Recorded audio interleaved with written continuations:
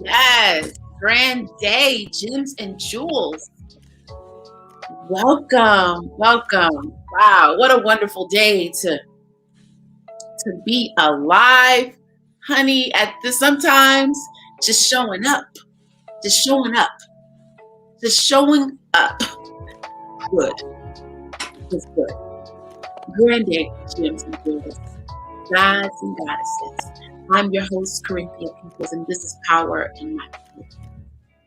Power in My Pivot is a live broadcast where we discuss how ordinary people, such as you and me, become extraordinary and our right as human beings through the power of pivoting, of turning, changing, and moving our lives from the prescribed reality into the reality that we want to create for ourselves.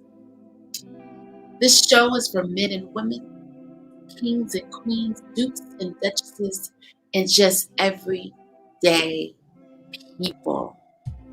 The time has come for us to create our own narrative and control our narrative and remember who we really are and to set the stage by example. On today's edition of Power in My Pivot, we will have a discussion with King Moulah, who grew up in Mauritania and in Senegal, West Africa, and how he's manifested, how he's pivoted through his life from coming from the motherland to the man-made lands of the United States of America. Stay tuned. We'll be right back.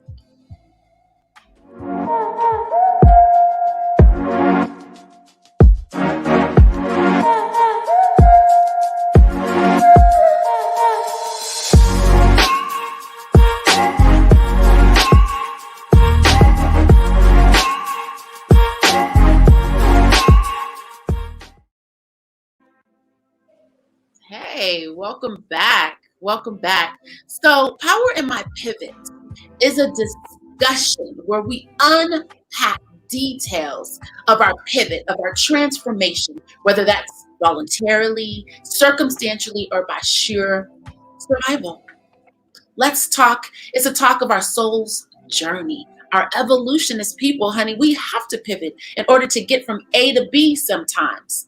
So, welcome all to the room. Welcome, welcome, welcome. Remember, this is an interparticipatory dialogue, so feel free to drop comments in the chat and let's have a conversation. If you haven't done so already, please feel free to hit the thumbs up and subscribe to the Corinthia People's YouTube channel, where we'll bring Power in My Pivot to you often, every week. Well, I say that with needing guidance. So, welcome to the room.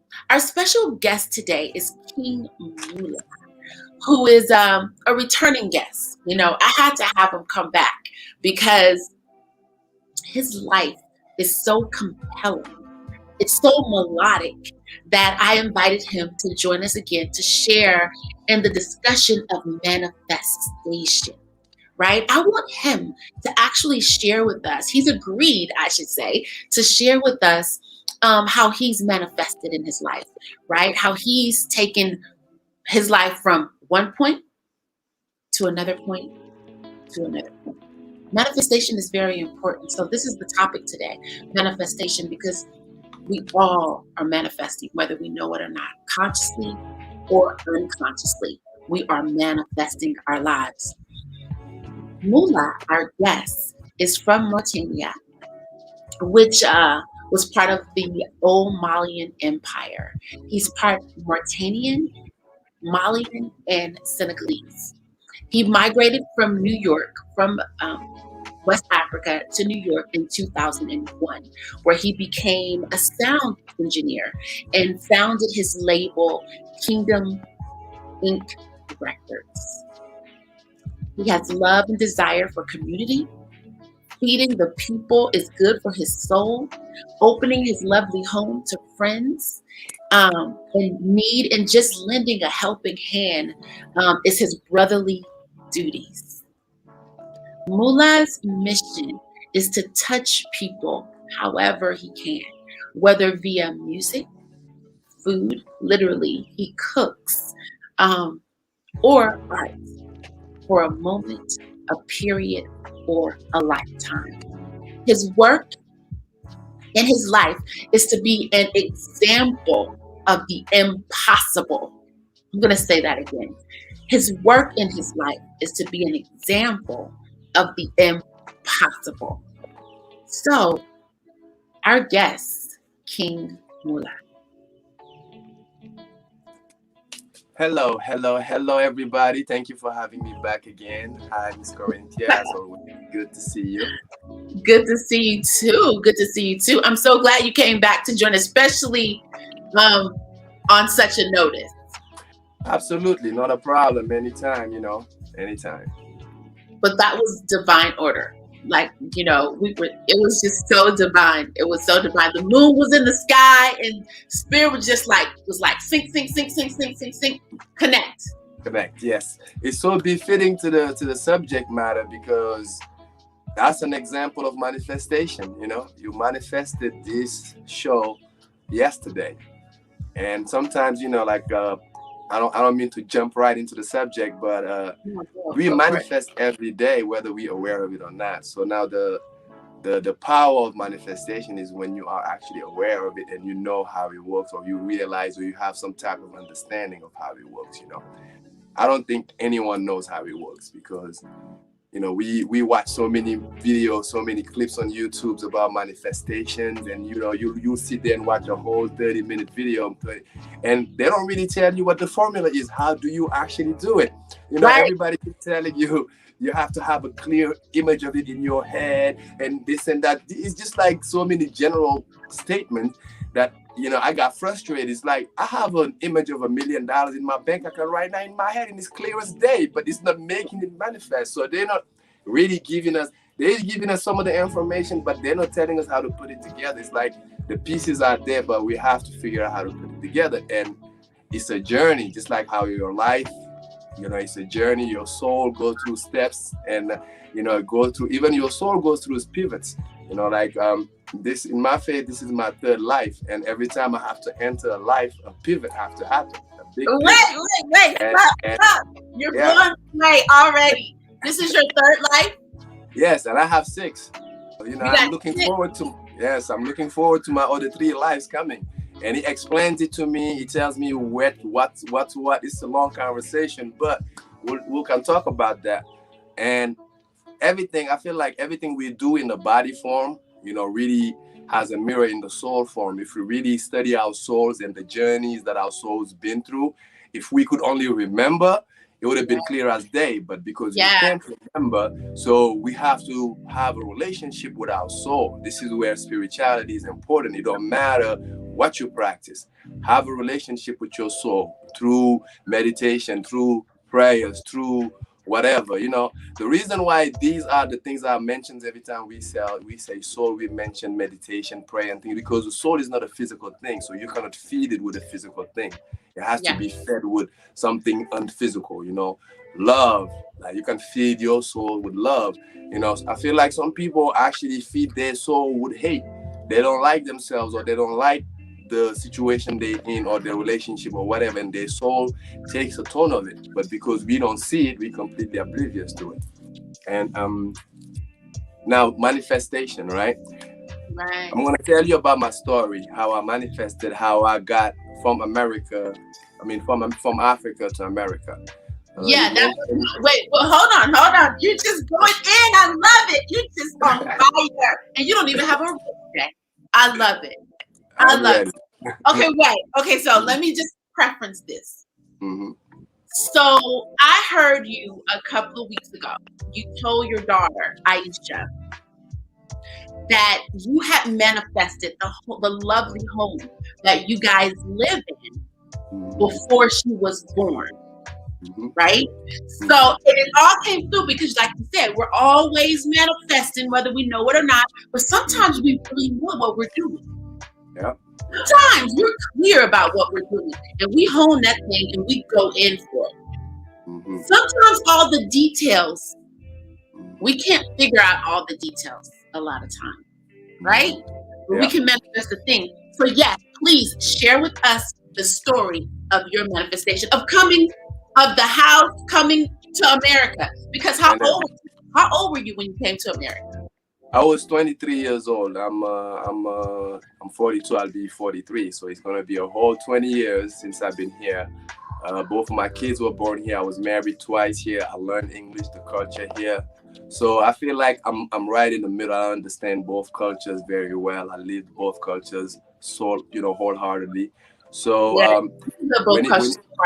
you do. And I want to say this, that the cool part about you, and I've been to Africa twice. I have lots of African friends, but the difference about you, Moulah, is that you wholeheartedly take on being black. So you understand, that's why you're my friend. You understand being African in Africa, and you also have engaged in being black in America and have black American friends, which is not a lot. It's not very common with Native African men to have black American men friends, which you do. I mean, like homies. Yes, absolutely. Homies. It's So that part is not an easy journey, because when we come here from Africa, there's lots of obstacles, and the language barrier being one of them, the cultural barrier and everything. So when we first come here, we trying to stay away from a couple of things. Just today, earlier, I had to go rent a car. So they gave me a car with no plate. Okay, as soon as I left the lot, I got pulled over. All right. So they didn't give me a ticket because the temporary tag is in the front in Nevada. They put it in the front wheelchair. So I had to take the car back to the rental car place and tell them that I need you to give me a car that has a plate, because I'm a black man in America. You can't forget that. So it doesn't matter where I come from, but it takes a minute to understand that when you're from Africa, because when we come here, we're too busy learning English. It takes us a good 4 or 5 years to learn English. It takes us a good 4 or 5 years to understand the culture, and there's a lots of gangs things, like the people that look like us, like at 23, when I came to America at 23 and I'm dressing hip hop and everything, the people that were like me were all involved in violence and like the hood, the ghetto, the prison system. It's like so many things we have to learn that don't exist where we come from. So in learning all that, we be careful, because in so many stories, some of us will get shot accidentally, not knowing. You go to the wrong neighborhood and you don't know that you're supposed to wear blue or red in that neighborhood. You end up getting killed. So we're just trying to be safe without being shot accidentally. So that's where it stems from, the fact that there is a little distance between Africans and African Americans. And also on the other side, there's a lot of misinformation about, well, this is how Africans are, da da da da da. So the African American community also stays to themselves. It's just naturally when you don't know something and it's something that's kind of not how you live in your life, you kind of naturally just stay away from it. So that created the distance. So with me, because I have a recording studio and I'm an artist, that allowed me and helped me be more connected with the African American community here, because I had to deal with a lot of people, a lot of young men from 14 all the way to 30, 40, doing music, different personalities. And I'm a sound engineer, so I had to sit there and record somebody's music for 2-3 hours. I get to see them with their homies. I get to understand a little bit the culture. I had an artist signed to my record label who was affiliated with the blood culture. I got to learn a lot of that culture because of him. And I always say this: every African person that comes to America needs an African American friend, and vice versa, because that's the only way we're really gonna get to the truth. So that's true. That's very true. Yeah. Now let me get to the story. Manifestation. Yes. Manifestation. Yes, I was telling my daughter because my daughter is about to be 15 and my son is 11, and I try to teach them how to use their brains. You know, I feel like that's something that falls on us, the parents, because school, the society, nothing will teach them that. So I try to teach them that no matter what you want, you can accomplish it with your mind. And the story came from when I was 14, 15. I developed the American dream. I wanted to come to America, but I was of a poor country in Africa. My parents couldn't afford to bring me here. So basically, at that time, I didn't look at it like, oh, this is impossible. All right, let me just have another dream then. No, it was more like, I saw Michael Jordan, I saw Michael Jackson, I saw all the black. And one thing I wanted to mention too, what attracts Africans to America is never the white culture or any other culture, but the African American culture. Our idols, and people we love are all the African Americans that you see on TV, from rappers to actors to anything you can mention. So it's really the African American culture that attracted us here in the first place. So basically, I already had my mind made up. Like I want to go to America because look at all these great black people. I feel like that's where you can become great as a black person, because we don't know all the BS that goes on here, all the other stuff you find out after when you come in already, when you come into the matrix. But from outside, it looks beautiful. It looks like this American dream. Yes, it looks like this is the place where black people can actually strive, because you see, when you look at the whole world and you look at globally, the America has the most successful black people.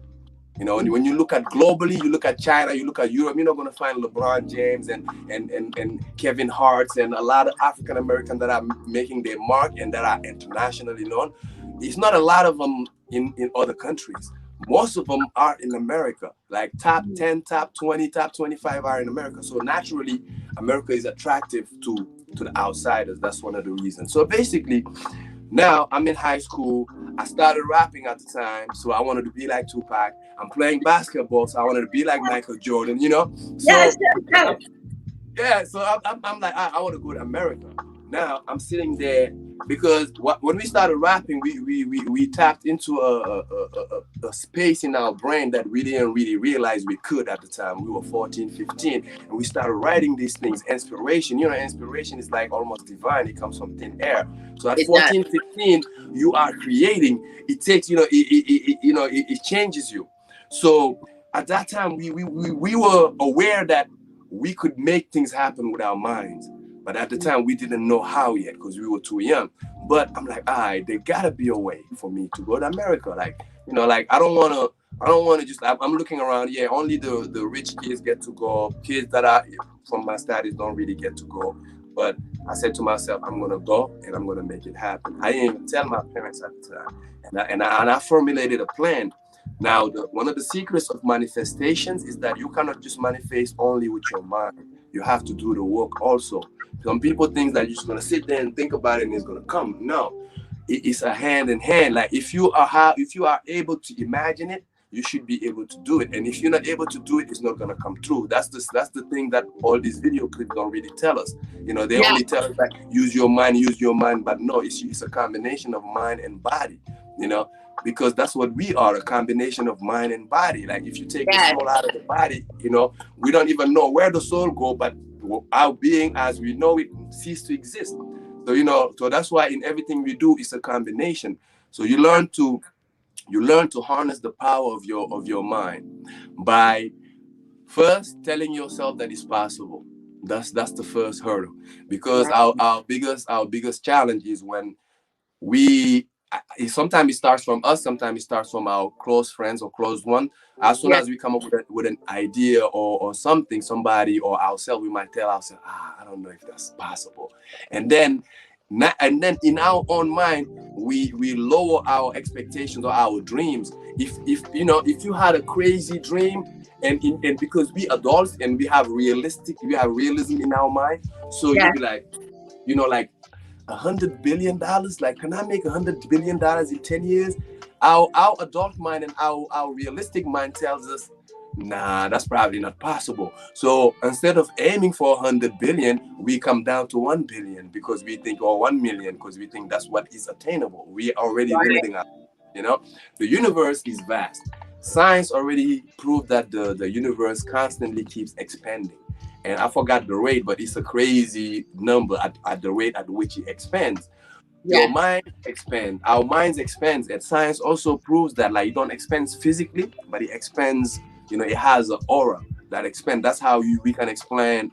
100 years ago, we couldn't cure some diseases or do some things, but now we can. Like 200 Yes. years ago, we couldn't fly, but now we can because our brains didn't change size or anything. But the reason we get smarter is because we expanding with the universe. As the universe expands, we expand. The connection between us and the earth is deep. Our heart rate beats at, I think it's 7.84, something like that, right? The important part is that the frequency at which your heartbeat goes, that's the same frequency the earth has. The earth also has a frequency, and it Mm. matches exactly the frequency of your heart. Of the heart. Okay. Of Yeah, the yeah, heart. yeah. That's just So like the water content of the ocean. That's in the womb of a woman when she's pregnant. Same salt content.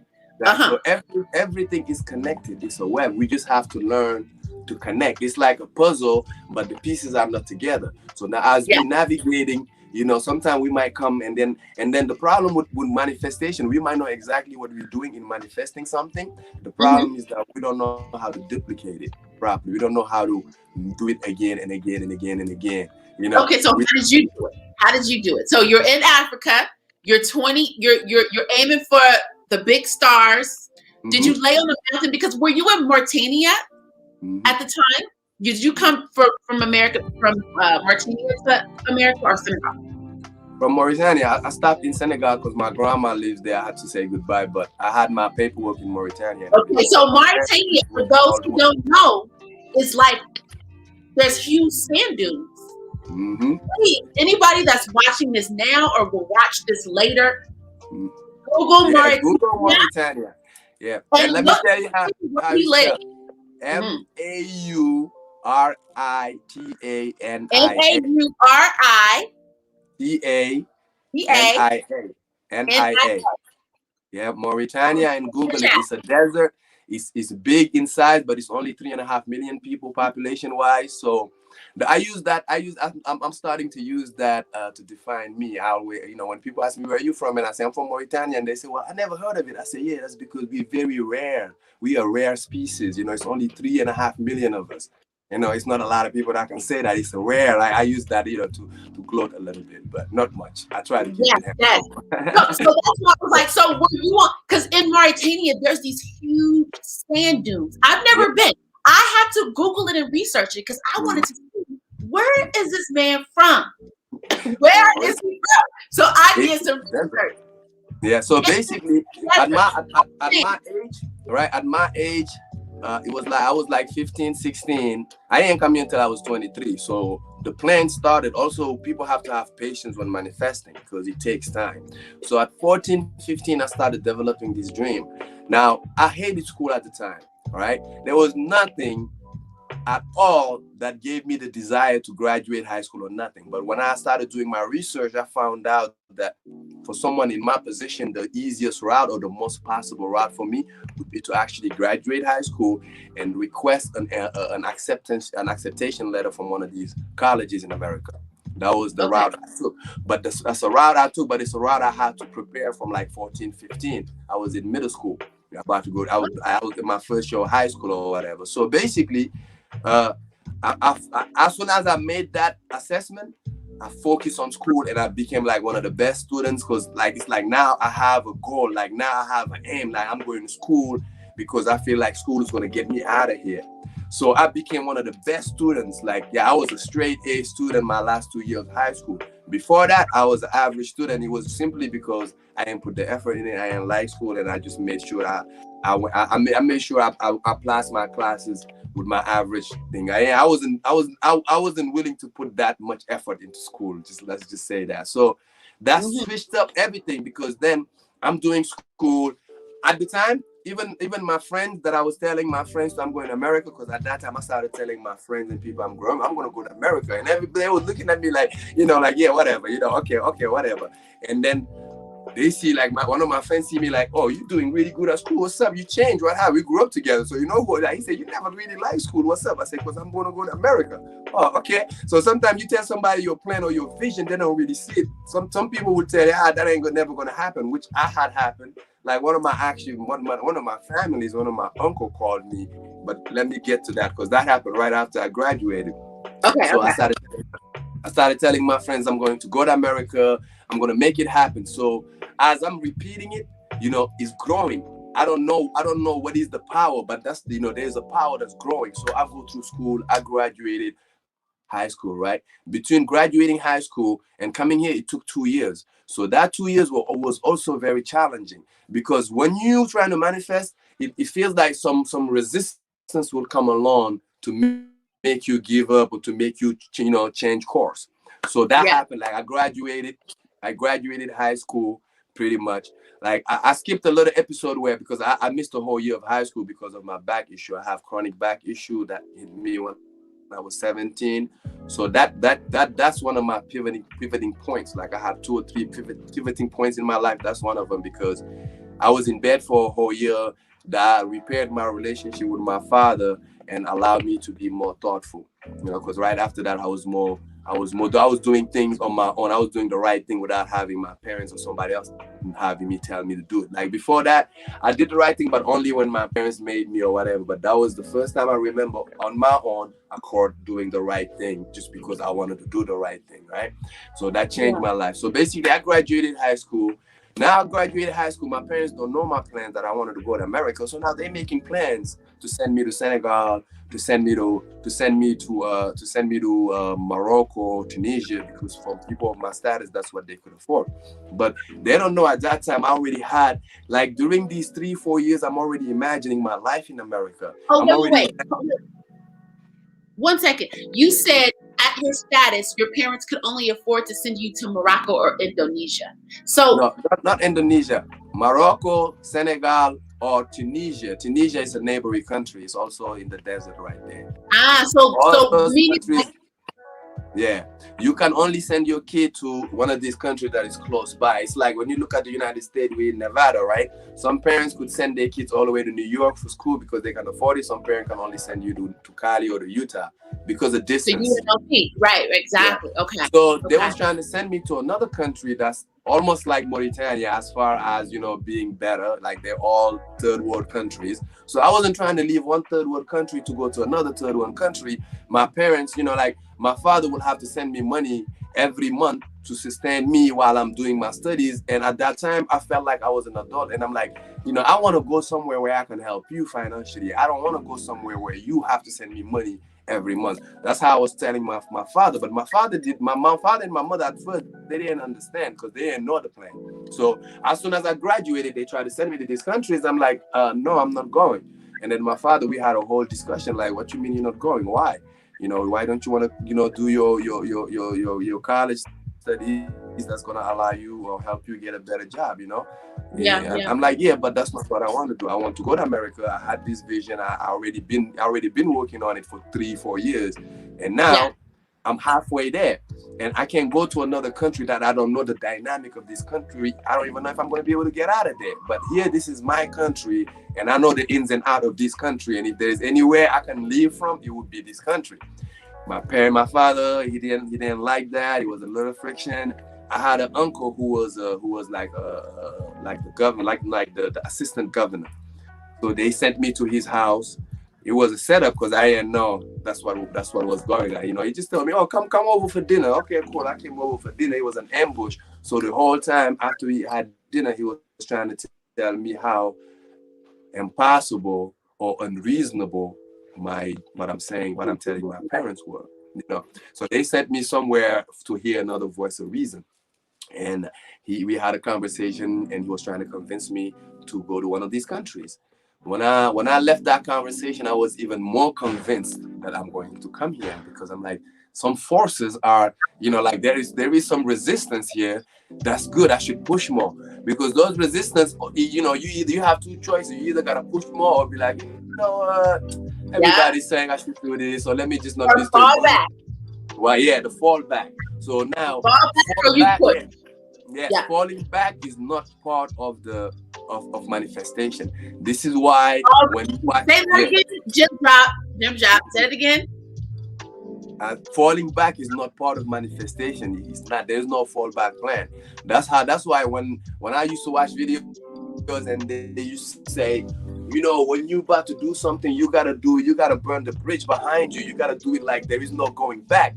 And when you're not there, it's hard to wrap your head around it, because the smart thing is to have a plan B. That's how we all were raised. That's how we will grow up.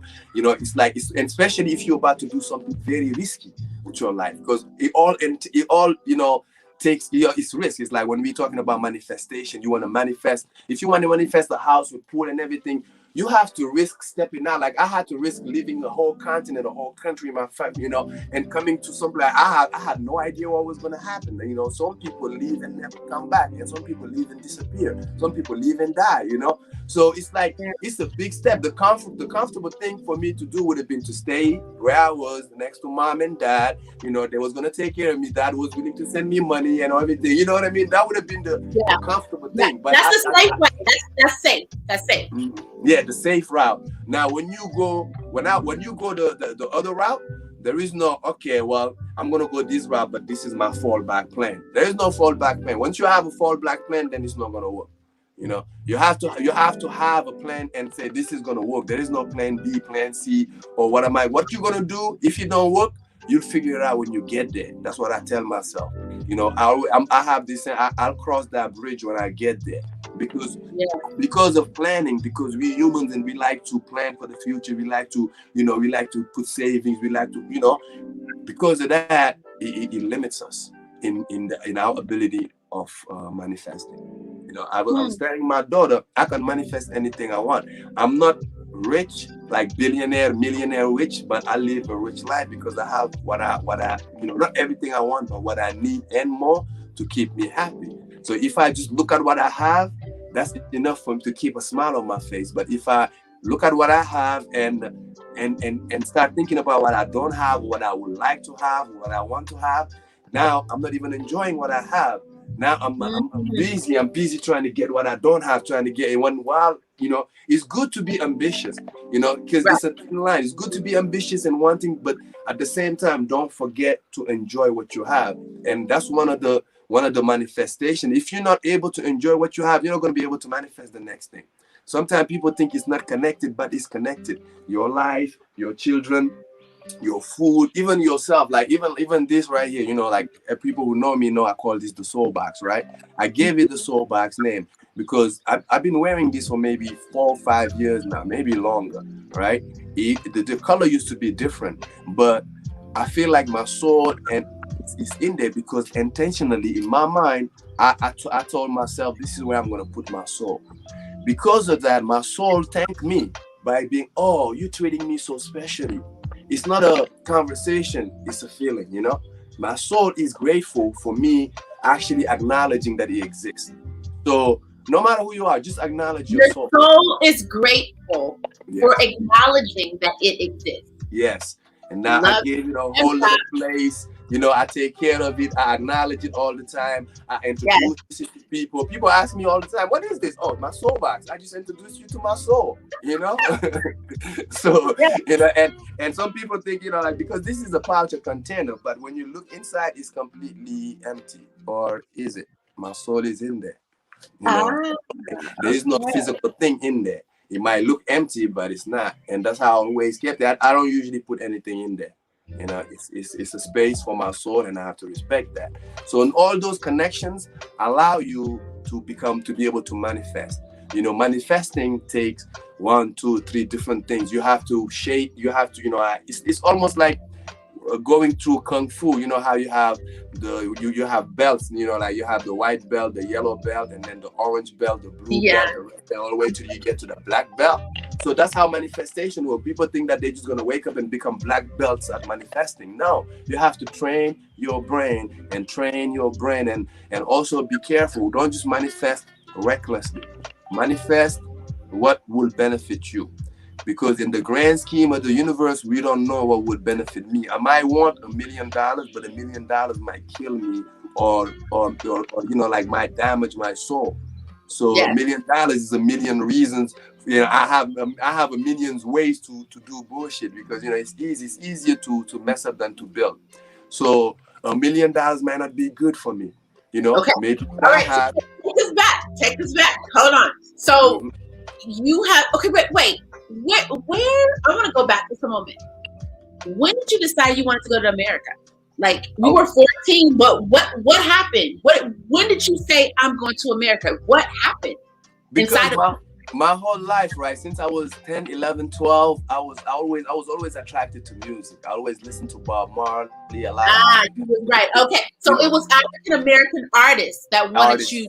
Yes. That's right. And Yes, then, that was a dream. And then the same year, I discovered Michael Jordan.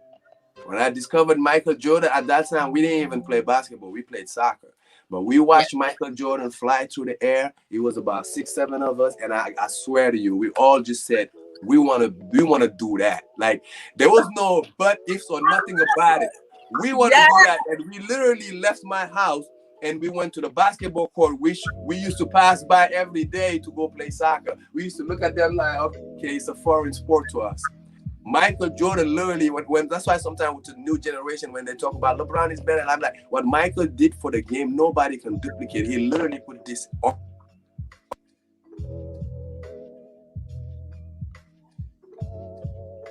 You there? Hello? Can you hear me? Yes, I can hear you. Can you see me? I can see you.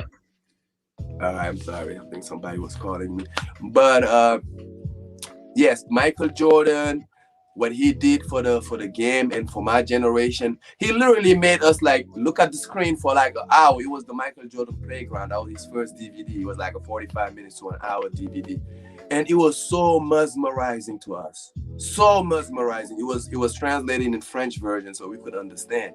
It was so mesmerizing. So we left that house and we went to the basketball court. And ever since then, we were there every day. We learned how to play basketball. Before my music dream, I wanted to become a basketball player. That was my first big dream. So ever since, so Michael Jordan changed the whole trajectory, changed your whole mind. The whole thing. The whole thing. So take us there. So your parents want you to go to a neighboring country. You're like, no, I'm going to I'm going to America. So so you found out that through school, you could get to America possibly. That was an end for you. That was my plan, and then I worked towards it, and I believed it. Believing it was the most important part, because you gotta believe it. Yes, believe in it, and understanding that this is gonna happen. Something inside of me was like, it's gonna happen. Like it might. And I wasn't stressed about when it was gonna happen, because I waited a while, and while I'm waiting, patience is important. Good things happen to those who are patient and persevere. Those are two things that go hand in hand: patience and persevere. Persevere meaning you gotta do the work. The patience is the mind thing. Yeah. So I'm putting these gym drops in the stream. So I just want you to know, you dropping gym after gym after gym. I'm putting them in the stream. So you can go back, whoever can go back and look at these gym drops that you're dropping. And you just dropped another one. And you said when you manifest, you have to believe that your manifestation can happen. Exactly. You got to believe in what you want to bring forth. Yes, it's not about what you say. How did it happen for you? So did school get it? Is that how did it happen? Bring us in. So basically, I graduated high school. I fought that battle of not going anywhere. My dad was a little mad at me, but he said to me, okay, well, I am not taking care of you anymore. I said, okay, cool. So I went to the next town and I got a job and I was taking care of myself. And the job that I got is actually what helped me come here. That was also part of the plan. So I didn't know that. It's not like when you're manifesting, you're not planning. manifesting and planning is two different things. Sometimes people are, well, how are you gonna do that? That's planning. Like, I'm gonna go through A, B, C, and D and get it. That's a plan. Like, I didn't know that I would graduate. I would go through that. My dad would say, well, you're gonna have to get a job to take care of yourself. I'm like, all right, cool. So the job I found was a job in the cyber cafe. This was back in the 90s, 99, 2000, and people didn't really have computers in their homes yet. So I was working at the cyber cafe, which gave me access to American schools, the internet. So the internet helped me out. Are you there? I'm back. Okay. Are you there? Yeah, I got beamed up and they beamed me back down. I'm back. Okay. Yeah. Basically, I was saying the first job helped me because it was a cyber cafe where I was helping people use the internet. But this was the early ages of the internet when people didn't have computers in their homes yet. Okay. And that job, you worked at a telecenter. Yes. So telecenter, it was called Cyberphone. That was the name of my first job, Cyberphone. Right. So I only know telecenter because I've been to Africa before the internet was popular. And exactly. Then telecenter. So you have to go in and use the computers. So now that gave me access to America. I didn't really know that's what it would do, because my reason for getting that job was because at the time the internet came on, I used to love the internet, but it used to cost too much money. I used to have to go to the telecenter and pay.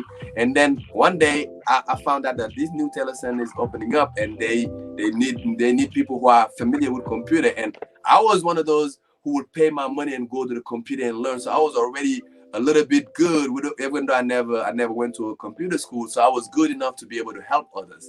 So they hired me.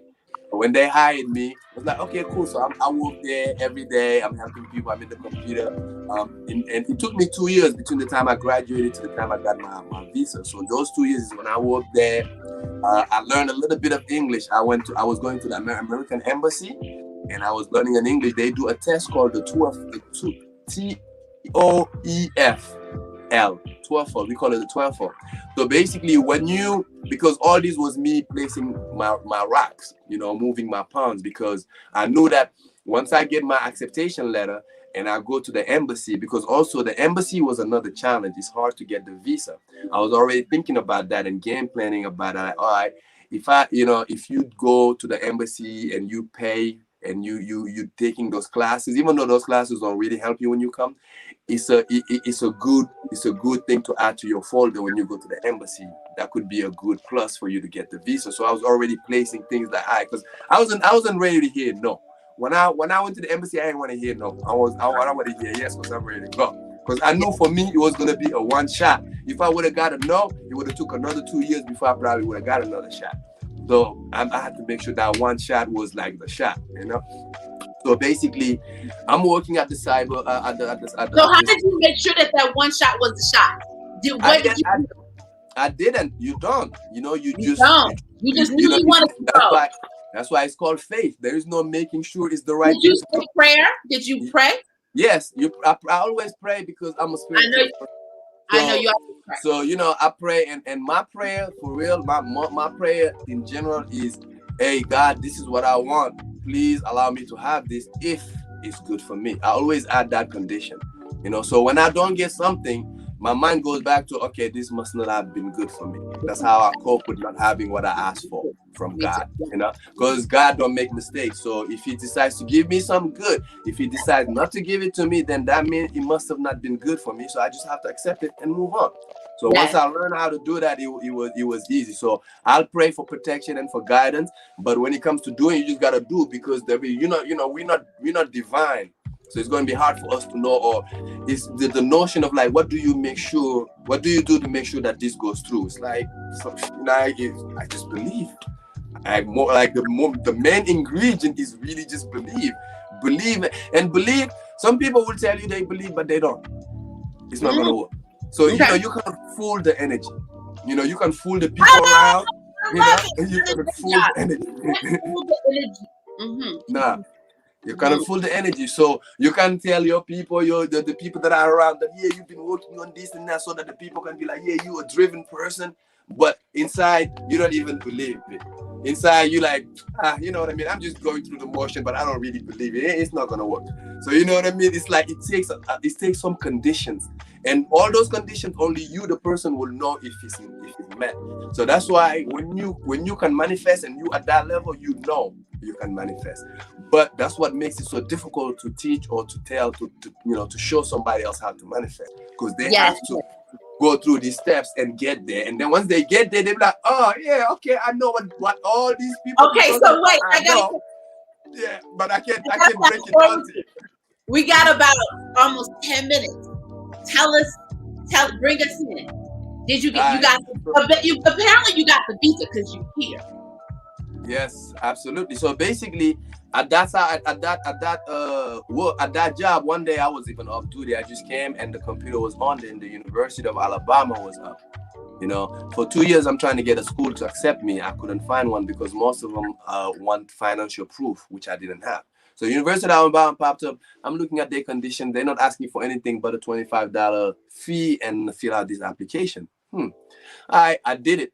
When I did it, right, I didn't it wasn't done like all my other application. When I do application, I have high hopes. I'm like, yeah, I think this one's gonna work and this and that. You know, like sometimes we put too much out of our own energy into the energy, and we don't really know what the energy is gonna do. So we know, like, it wasn't like, because I applied to many schools, I got rejected many times, but so many times I had high hopes. But this one, because it was so simple and so easy, and you know, I didn't think, you know, it's not that I didn't think it would work, but I just did it and left it alone. I didn't think it would not work. I didn't think it would work. I just did it and moved on. And 2 weeks, I didn't even realize. 2 weeks later, when I received the phone call saying that paperwork is here for you from America, like, I was like, oh, it came. You know what I mean? Because I was expecting them to call me. I was expecting it to be a little bit harder. You know what I mean? That's when I realized expectation ain't good either. Because it gets you prepared, it gets you braced for something that's never coming, you know. So my expectation was that they're gonna call me, they're gonna ask me for my high school transcript, they're gonna ask me for bank accounts, because that's what all these other schools did. So, you know, I was like, at that point, I was like, okay, whatever.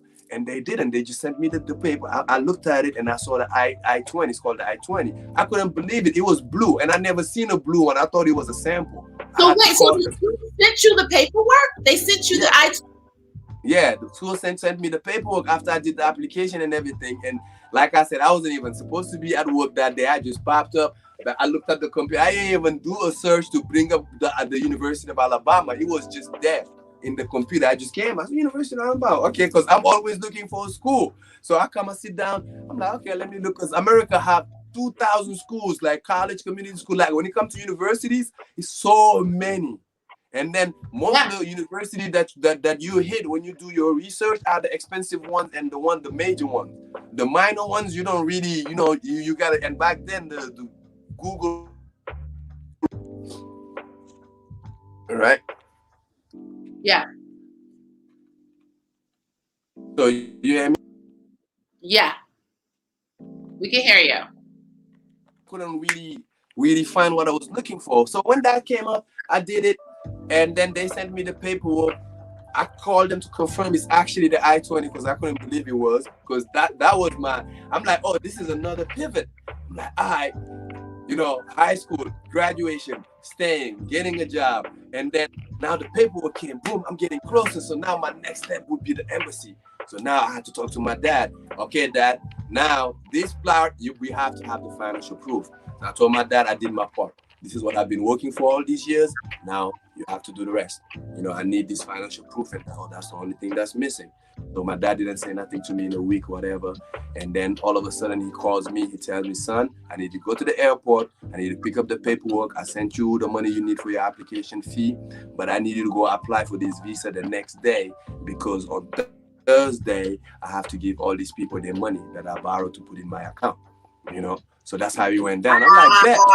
Oh my God. Stay no more. So I went to the airport, picked up the stuff, came home. I didn't even tell none of my homies. Got all my paperwork ready, everything there. You know, my friends, we were there until 1 a.m. in the morning chilling, because my room is always chill. So we always, a bunch of my friends spent the night there on the floor, some on the mat. I woke up at 6 in the morning, took a shower, prayed, got my clothes, And my mom was in town, so my mom came with me. We went there early 9 o'clock. There was a long waiting line. We didn't see the guy until around 1 o'clock. He only asked me 2 questions. After all these years of manifestation, right? My final stage, when I got there to get my visa, he only asked me 2 questions. He asked me first because remember I told you that I did my little English thingy. I was doing my little English. So that was in the folder. So he looks at that. He said, okay. He talks to me in French. So he said, do you want to do your interview in French or in English? I said to him in English because, I'm not, okay. He was talking to you in French. Are you there? Yeah, because it's hello. Can you hear me? Okay. So you said he was talking to you in French.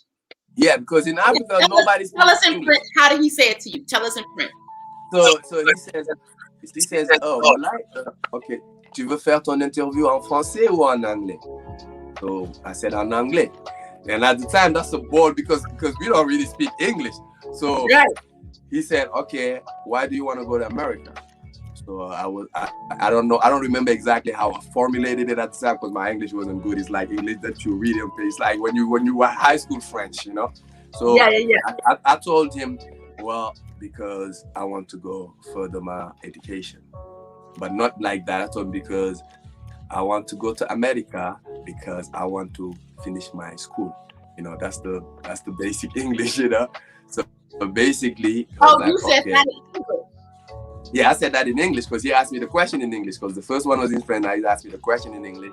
So he looks at the paperwork. He looks at, he's looking at my age. Now I know what he's looking for. They're looking at your age. They're looking if you got all your teeth. They're making sure, okay, he could be a good worker. Oh, if you have all your teeth, then look and see if you have your teeth.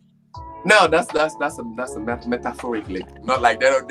But they look at your paper. The reason why I say that is because now that I've been here 20 years, I realized that I volunteered myself to enslave to be a slave in this system for 20 years.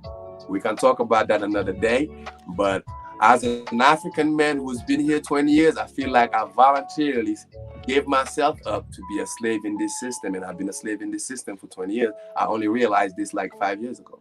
So that's how deep the system is.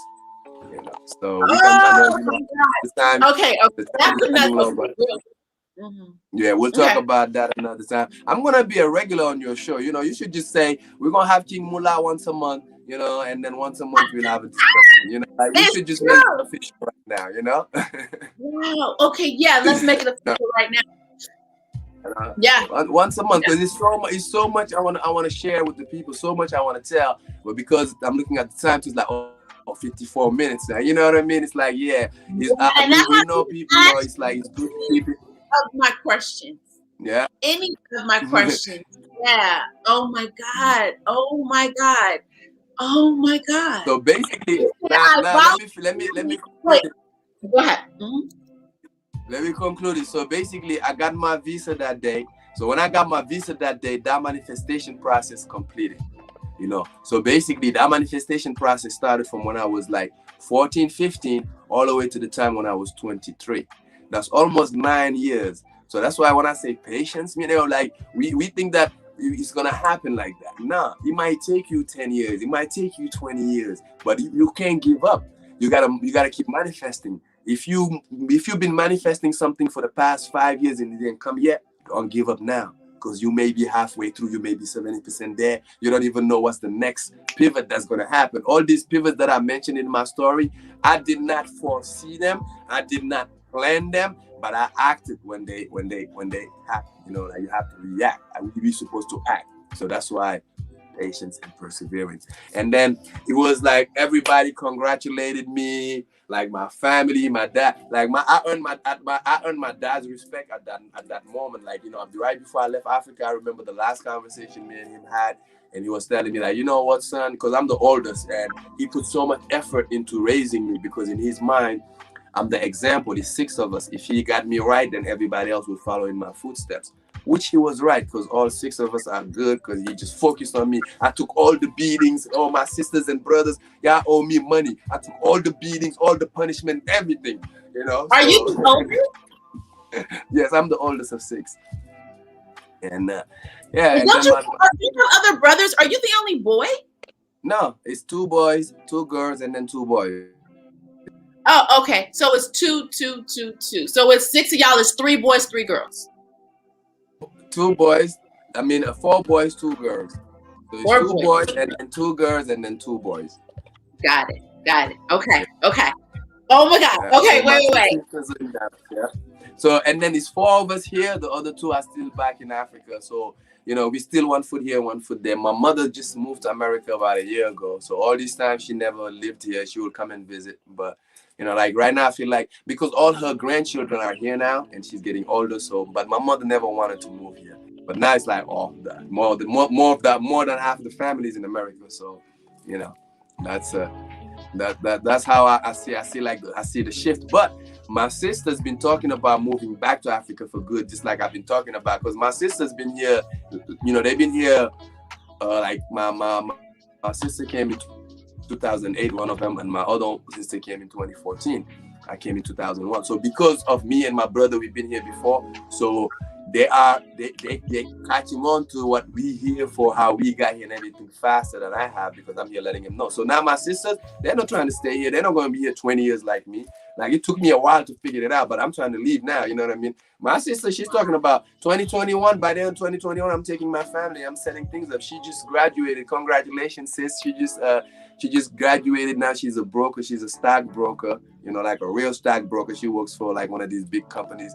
It took her through like 6 months of testing and training. So congrats, sis. And we're just here trying to get what we get, trying to share the knowledge and really trying to help everybody understand that this is not where we belong. We might have been born here, we might be here now or whatever, but really we need to figure out how to go back to the motherland.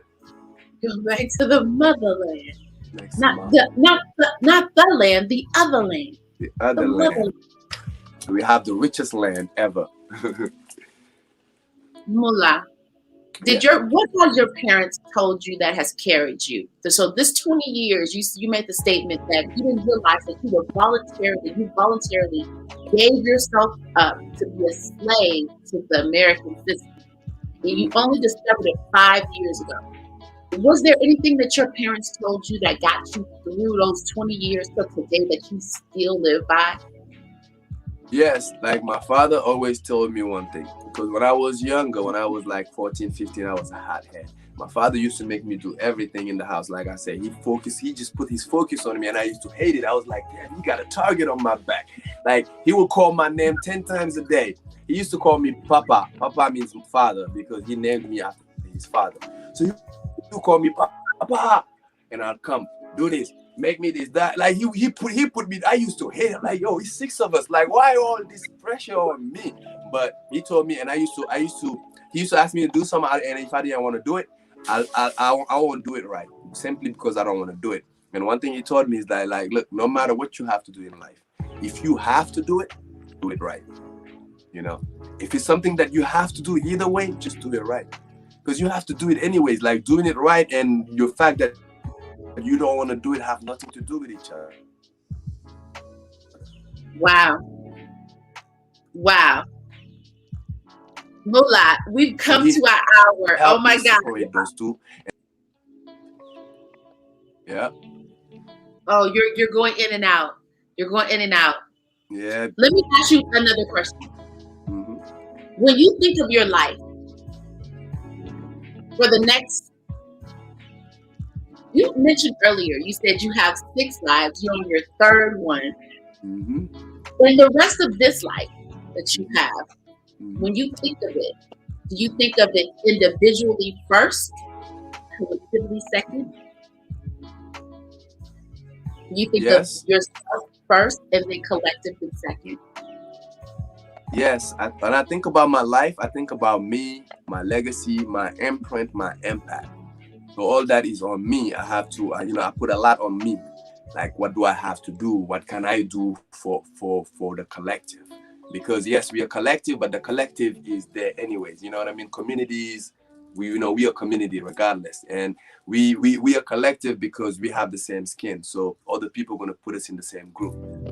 regardless. So the collective, we work together and work towards it, but individually, I feel like once you figure out individually what you are or what you are to do or what your contribution is supposed to be, then it helps the collective. And your life makes more sense. It's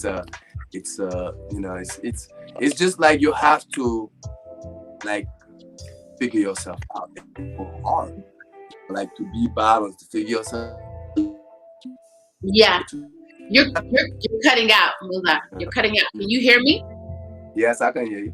Okay, I have a couple of questions that I'm going to throw out some names. We're going to wrap things up because we're at an hour. Okay. And I'm going to bring you back. You'll be back next month. Yay. And we'll talk about 6 lives or, whatever else. There's so many things. 6 lives or 4 wives. That should be the title for next one. 6 lives or 4 wives. Yeah, right. You see, I'm not smiling, right? Yeah. The question for you. I actually want to talk about how you said that you gave yourself voluntarily to a system, to be a slave for a system. That's what we're going to talk about. That's what I would like for us to talk about. All right. I'm going to throw out some names for you. I'm going to throw out some names for you and give me the first thing that comes to your mind. All right. Malcolm X. Revolution. Prince. Artistic. Cicely Tyson. I don't know who that is. Bill Cosby. Incredibly misunderstood. Marcus Garvey, the last visionary. Dr. Sebi. Healer. Nipsey Hussle. King. Harriet Tubman. The Voice. Where can people find you, Moulah, if they want to get you? You can find me on IG, Facebook, Twitter, King Moulah, Moulah. That's actually how you spell half of my real name. So King Moulah everywhere. I have my website, kingmoulah.com, if you want to read my bio, listen to my music, listen to other podcasts, and subscribe to my channel because I have all these different podcasts that I'm doing, and I have a playlist of my podcasts that you can find also on my YouTube channel, King Moulah. And it was a pleasure talking and sharing my with you guys. Yes, thank you so much, King Moulah, for joining the show and sharing pieces of your soul. Because every time we share pieces, this is of your soul, like in that box, your soul box. It's a soul box. Hang out backstage, and before you go, I want to tell you goodbye. Okay. All right, sounds good. Thank you again.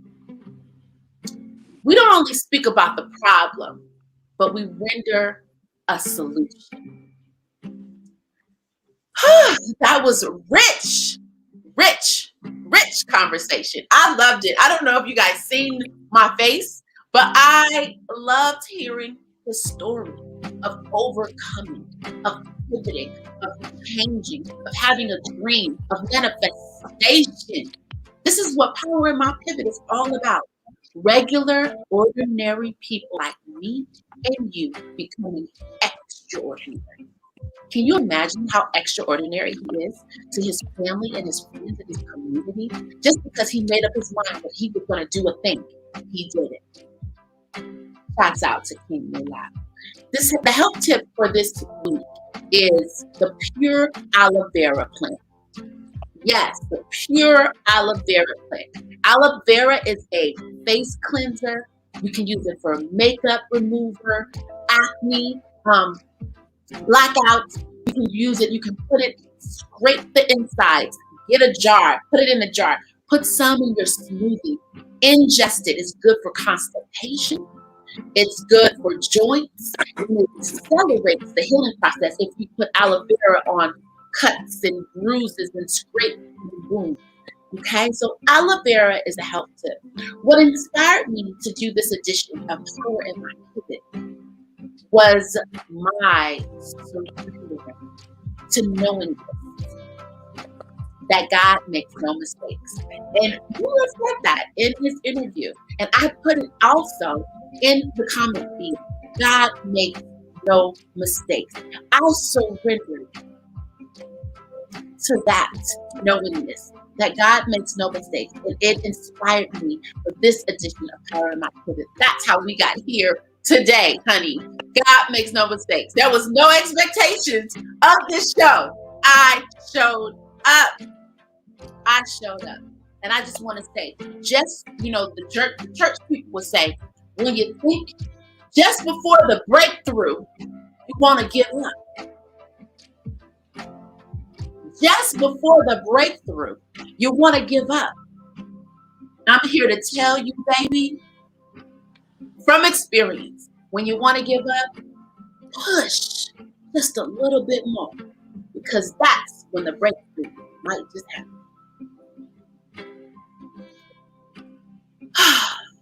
Power in My Pivot is a live broadcast that happens every single Saturday at 11 a.m. Pacific Standard Time, 1 p.m. Central, and 2 p.m. Eastern Time. Kings and queens, let's pivot from basic to bona fide. And always remember that nobody is better than you, and you are no better than nobody else. Said to me by a wise man, my grandfather, because there is power in your pivot. Until next time.